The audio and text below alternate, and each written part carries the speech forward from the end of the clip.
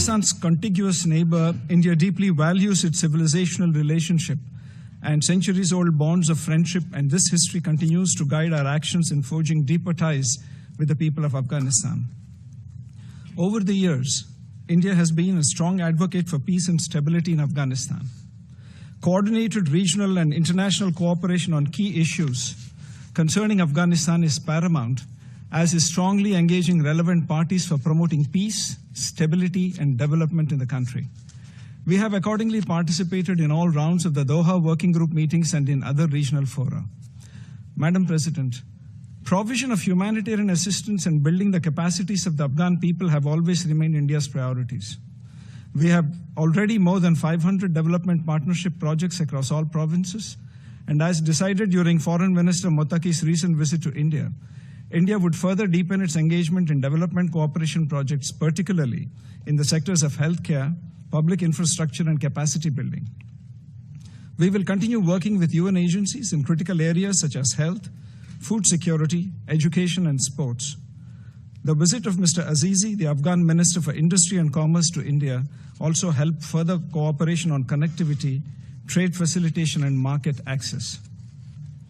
Healthcare is an important need, particularly now for the Afghan people.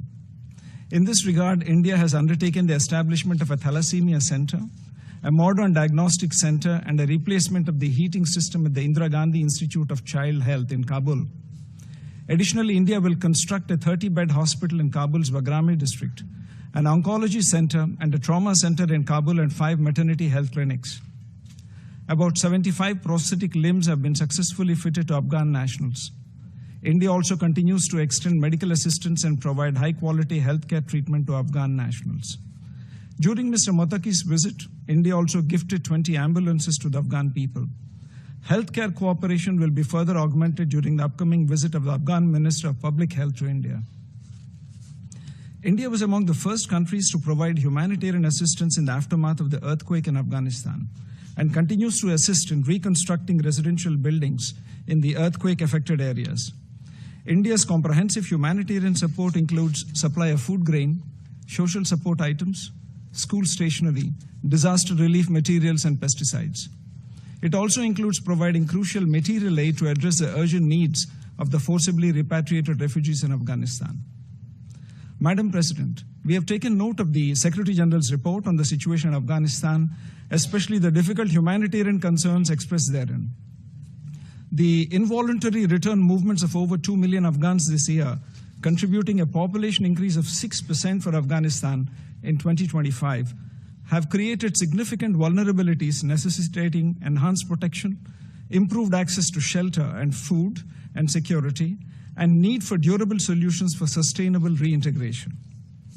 The Secretary General's report also highlights the severe humanitarian and economic impact resulting from recent border clashes and border crossing closures, displacing hundreds of families inside Afghanistan, disrupting vital trade, causing financial distress and widespread losses for farmers during the critical fruit harvest season, and threatening the livelihoods of the Afghan people. Member states this year issued the Awaza Political Declaration to address the unique challenges faced by landlocked developing countries, the LLDCs. It's incumbent on all not to weaponize trade and transit vulnerabilities. India echoes UNAMA's concern over airstrikes and condemns the killing of innocent women, children, and cricketers in Afghanistan. We add our voice to calls for paying full respect to the United Nations Charter and international law, with particular attention to protection of innocent civilians.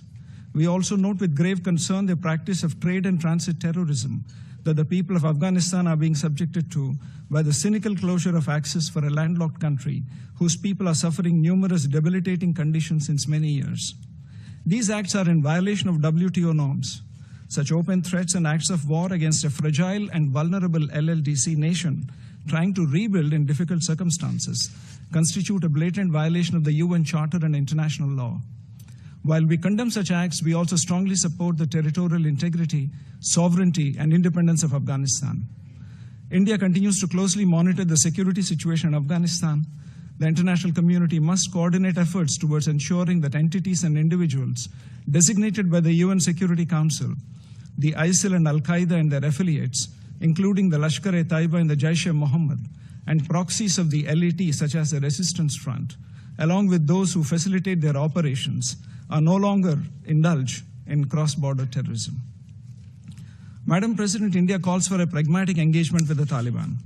A coherent policy of engagement should incentivize positive actions. A focus on only punitive measures will only ensure that a business-as-usual approach continues, as we have been seeing now for the last 4.5 years. We call on the United Nations and the international community to adopt nuanced policy instruments that help bring sustainable benefits for the people of Afghanistan. In conclusion, I would reiterate our commitment to meeting the development needs of the people of Afghanistan.